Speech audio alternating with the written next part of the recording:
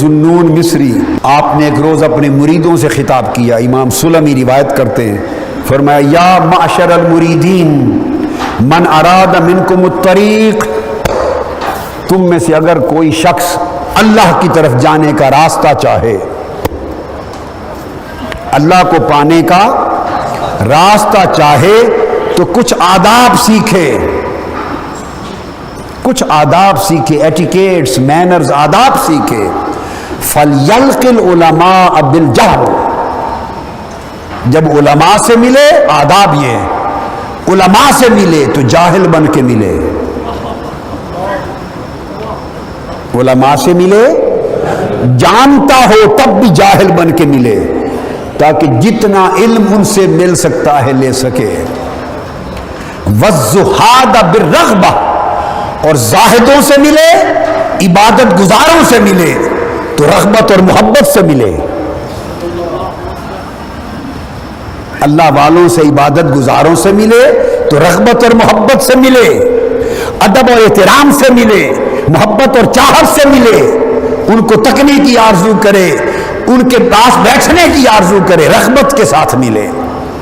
وَأَهْلَ الْمَعْرِفَةَ بِالصَّمْتِ، اور اگر عارفوں سے ملے، معرفت والوں سے ملے تو گونگا بن کے ملے،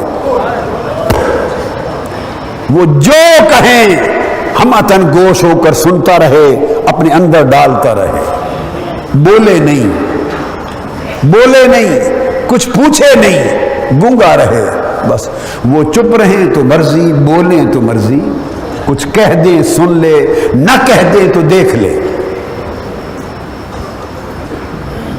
اس وقت کے ائمہ فرماتے ہیں کہ ہم امام احمد بن حنبل رضی اللہ تعالیٰ عنہ کی مجلس میں 5,000 سے زائد علماء، محدثین، فقہا اور ائمہ، ان کے شاگرد تلامذہ ان کی مجلس میں شامل ہوتے، ایک ایک مجلس میں 5,000 سے زائد علماء مجلس میں ان کے تلامذہ بیٹھتے اور کہتے ہیں کہ خدا کی قسم ہم نے گنا 5,000 میں سے 500 کے قریب جو وہ بیان کرتے وہ علم لکھتے، 500 کے قریب ان کے علم کو لکھتے، اور بقایا ہزارہا لوگ لکھتے نہیں تھے، صرف ان کو تکتے تھے۔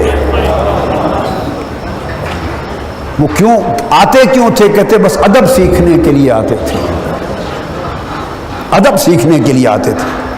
حضرت عبد الرحمن بیان کرتے ہیں کہ میں نے حضرت امام مالک کی خدمت میں 20 برس گزارے حصول علم کے لیے۔ کتنے؟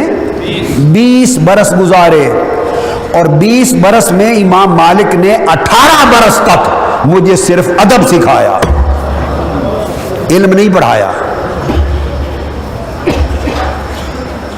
20 برس میں سے 18 برس صرف ادب سکھایا۔ سال پہ سال گزرتے گئے، 18 سال گزر گئے، پڑھایا نہیں، ادب سکھایا۔ آخری 2 سال جب رہ گئے تو علم پڑھایا۔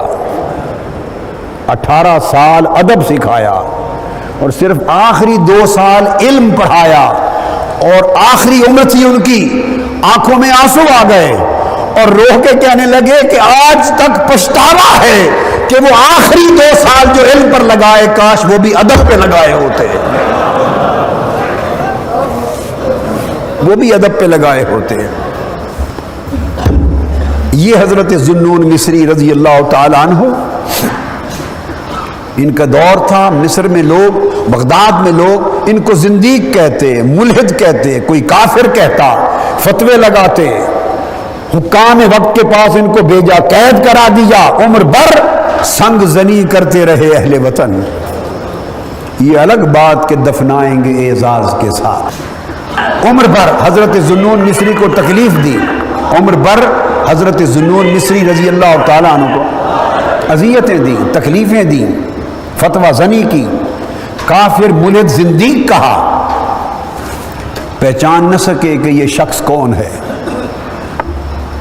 کہ یہ شخص کون ہے۔ حضور داتا گنج بخش علی حجویری رضی اللہ تعالیٰ عنہ کشف المحجوب میں روایت کرتے ہیں، بیان کرتے ہیں، فرمایا 2 باتیں، کہ جس وقت ان کا وصال ہوا، جس رات کسی کو خبر نہ تھی کہ آج رات ذوالنون مصری کی وفات ہو گئی۔ اس ایک رات شہر بغداد کے 70 اولیاء کو تاجدار کائنات کی زیارت ہوئی۔ 70 اولیاء اور اللہ والوں کو، خوش نصیبوں کو حضور علیہ السلام کی زیارت ہوئی، اور ہر ایک نے دیکھا کہ حضور بغداد تشریف لے آئے۔ ہر ایک نے ایک ہی خواب دیکھا، اور ہر ولی نے پوچھا خواب میں، یا رسول اللہ آپ کیسے تشریف لائے؟ آپ نے فرمایا ذوالنون مصری کی وفات ہو گئی ہے، اس کی روح کے استقبال کے لیے آیا ہوں۔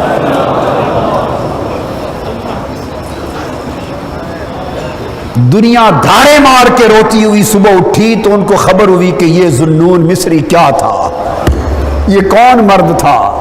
ہم عمر بھر اس کی گستاخی کرتے رہے اور زندگی کہتے رہے، مگر وہ جا چکے تھے دنیا سے، وہ جا چکے تھے۔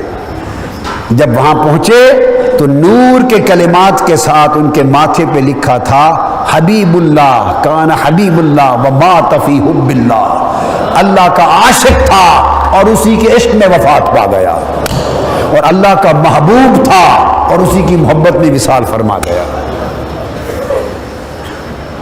سخت گرمیوں کے دن تھے، ان کا جنازہ اٹھایا گیا، اطراف و اکناف سے ہزاروں لاکھوں پرندے جمع ہو گئے۔ اللہ چاہتا تو بادلوں کے ذریعے بھی سایہ کر دیتا، مگر بادلوں سے سایہ کرتا تو کئی نہ ماننے والے کہتے کہ بادل تو آتے ہی رہتے ہیں، مگر اس نے بادلوں سے سایہ نہیں کیا۔ دھوپ کا دن تھا، اطراف و اکناف سے لاکھوں پرندے جمع ہو گئے، پروں سے پر ملا کے سائبان بن گیا، اور نیچے ذوالنون مصری کا جنازہ جاتا تھا، اوپر پرندوں کا سائبان چلتا تھا۔ مگر اب پچھتائے کیا جب چڑیاں چگ گئی کھیت، لوگ پچھتاتے رہ گئے۔